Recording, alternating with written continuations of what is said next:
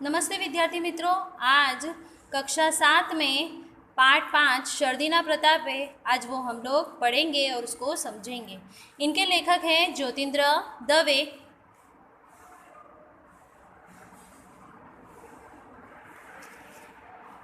तो અહીંયા આપણે વાંચીએ છીએ કે આ હાસ્ય વાર્તામાં એકને બોલાવવામાં અને બીજાને સાંભળવામાં તકલીફ હોય છે તેવી બે વ્યક્તિઓ ભેગી થઈ જાય છે। તો તેમની વચ્ચેની વાતચીત કાકા કહેતા કથરોટ જેવી જેવી થાય છે, बराबर। तो यहाँ पे ये दो इंसानों की बात है जो जिसको एक को कम सुनाई दे रहा है और एक कम बोलने वाला है। जैसे कि एक ने बोलवामा એટલે बोलने में तकलीफ हो रही है और दूसरे को सुनने में तकलीफ हो रही है। उन दो व्यक्तियों की यहाँ पर कहानी है। અહીં શરદીના કારણે આવી तकलीफवाड़ा बे सज्जनों वच्चेनो संवाद आप्यो छे जे हास्य प्रेरक छे। तो यहाँ पर सर्दी के कारण यानी जुकाम के कारण जो बोलने में और सुनने में तकलीफ होती है उन दो व्यक्तियों के संवाद के बारे में दिया है और उससे यहाँ पर कुछ हंसी भी प्रेरक हो रही है। तो हम लोग कहानी शुरू करते हैं। मारे एक वखत जाणीता सज्जन ने अमुक कामने अंगे मळवा जवानुं हतुं। तो यहाँ आज कोण बोले छे? आ ज्योतिन्द्र दवे बोले छे।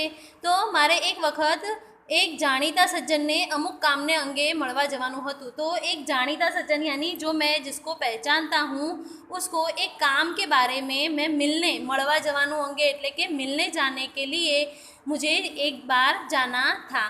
ते ए सदगृहस्थी बीजी बधी इंद्रियों करता कान कहीं ओछू कार्य करे छे, बराबर। सदगृहस्थ एटले के वो अच्छे से मतलब अच्छा व्यक्ति था, अच्छी गृहस्थी भी चलाता था, मगर उसके पास सब अच्छा था, मगर उसकी जो कान की बधी इंद्रियों करता यानी सभी इंद्रिय से कान जो है उसके वो कम काम करते थे।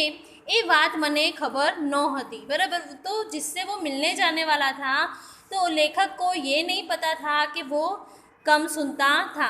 ते दिवसे हवा में सर्दी हती यानी उस दिन जिस दिन वो मिलने गया तो हवा में ठंड जैसी थी। गले पड़वानी टेव बीजा बधा करता सर्दी ने वधारे होय छे, बराबर। यानी गले कौन पड़ता है? तो सर्दी जब होती है तभी हमारा गला जाम हो जाता है, कफ जम जाता है, बराबर। तो गले पड़ने की टेव यानी उसकी आदत किसकी होती है? सर्दी की सबसे ज़्यादा होती है। ये जाणीतुं छे। અને તેમાંય મારા कंठ माटे सर्दी ने असल थी पक्षपात छे, यानी ऐसे और उसमें ज़्यादा सबसे ज़्यादा मेरे कंठ यानी गले में सर्दी के लिए तो बिल्कुल ही पक्षपात है, यानी मेरा गला सर्दी बिल्कुल सहन करता नहीं है। एटले ते दिवसे गला में सर्दी ने मगज में गर्मी, बराबर। गला में सर्दी यानी गले में सर्दी जम गई थी और मगज में गर्मी यानी कि मेरा दिमाग गर्म हो गया था, यानी मेरे को थोड़ा गुस्सा आने लगा था। कंठ बैठेलो ने मगज तपेलू, बराबर। कंठ यानी गला बैठा हुआ था और मगज तपेलू यानी मैं थोड़ा गुस्से में था। एवी कांईक मारी स्थिति हती और ऐसी मेरी हालत उस दिन थी। किस दिन? जिस दिन ज्योतिन्द्र दवे दूसरे इंसान को मिलने गया था तब। हूँ ए सदगृहस्थ ने मळ्यो त्यारे मारो आवाज ठेठ ऊंडो उतरी गयेलो हतो अने सर्दीने लीधे एमना कान वधारे अशक्त बन्या हता। तो देखो सर्दी के कारण कभी कभी क्या होता है, हमारे कान भी थोड़े बंद जैसे होने लगते हैं, ठीक से सुनाई भी ना देता हो उस तरह से होते हैं। तो मेरा गला उस दिन बिल्कुल ही बैठा हुआ था कि बिल्कुल आवाज़ नहीं निकल रही थी और जो सामने वाली व्यक्ति थी वैसे ही कम सुनाई उसको देता था और उसमें ठंड के कारण उसको और ज़्यादा कम सुनाई दे रहा था। अमारी वच्चे शो संवाद थयो ते पूरो याद नहीं, पण कंईक नीचे प्रमाणे हतो। तो हम दोनों के बीच में क्या बातचीत, संवाद यानी बातचीत होना, तो हम दोनों के बीच में क्या बातचीत हुई मुझे पूरा याद नहीं है, मगर कुछ याद है जो मैंने नीचे के मुताबिक है। मने आवकार आपता आपता ए सदगृहस्थ बोल्या, ओहो आज कहीं आ तरफ, बराबर। यानी मुझे आने के लिए बोला, यानी जो अपने घर मेहमान आते हैं तो हम लोग क्या बोलते हैं? आओ आओ, है ना। तो उस तरह से उसने आवकारा यानी उसको बुलाया। सदगृहस्थ यानी जो सामने वाला सज्जन था वो, ओहो आज कहीं आ तरफ, केम तबीयत तो सारी छे ने, बराबर। अरे आज इस तरफ यानी मेरे घर पे आप पधारे, आपकी तबीयत तो ठीक है ना। आपનું જરા કામ હતું। તો ये ज्योतिन्द्र દવેને બોલા કે मुझे आपसे काम थे। બરાબર, તો તબિયત મજામાં છે, જરા શરદી થઈ છે, બાકી બીજી રીતે કુશળ છું। बराबर, मुझे आपसे काम था, तबीयत यानी मेरी तबीयत तो अच्छी है, बस थोड़ी बहुत सर्दी हुई है, बाकी सब मैं मज़े में हूँ। अब आगे, मने शरदी थई छे एम तमने कोणे कह्युं? ए तो जरा नहीं जेवा सड़ेखम अने उधरस थया छे। बराबर, अब वो सामने वाले ने देखो क्या सुना है। इसने बोला कि मुझे सर्दी हुई है, तो सामने वाले ने ये सुना कि उसको सर्दी हुई है ना। तो मुझे सर्दी हुई है ऐसा आपको किसने बताया?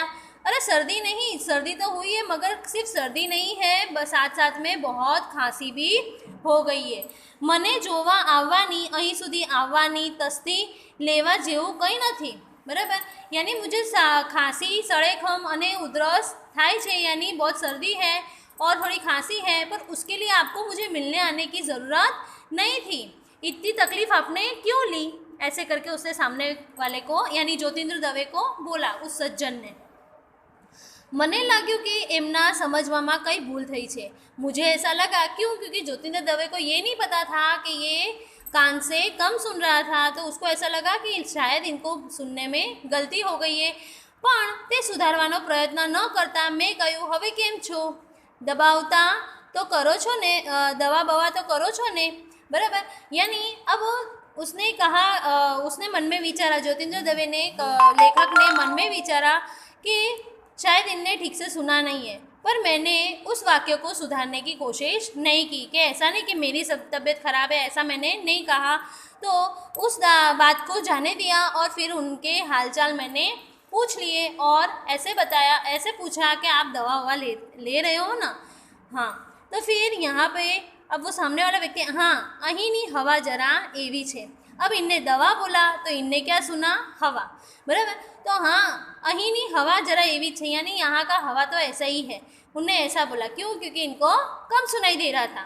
खरी पण हवा फेर माटे जवानुं हजी नक्की कर्युं नथी। बराबर, हाँ पर यहाँ की हवा ही ऐसी है, तो क्या करूँ? मगर हवा फेर यानी हवा बदलने के लिए कहीं घूमने वूमने जाने का हमने अभी कोई नक्की किया नहीं है। ये तो ठीक, पण चा बा लेशो ने? चलो वो सब जाने दो, मगर आप चाय बाय तो पियोगे ना?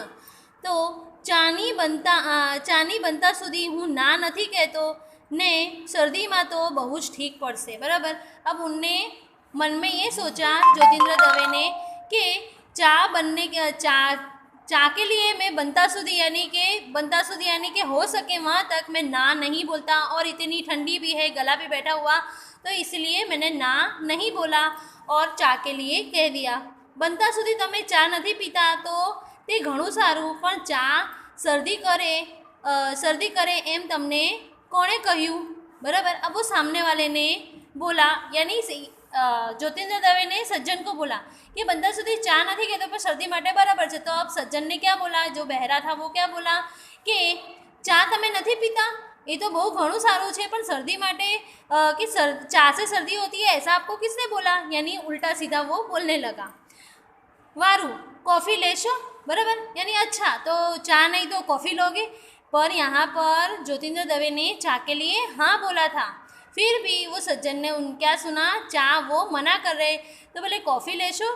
तो बोले फिर कॉफ़ी नो पण अत्यारे वांधो नहीं। तो ज्योतिन्द्र दवे ने बोला कि कॉफ़ी भी चलेगा, कॉफ़ी भी दे दो।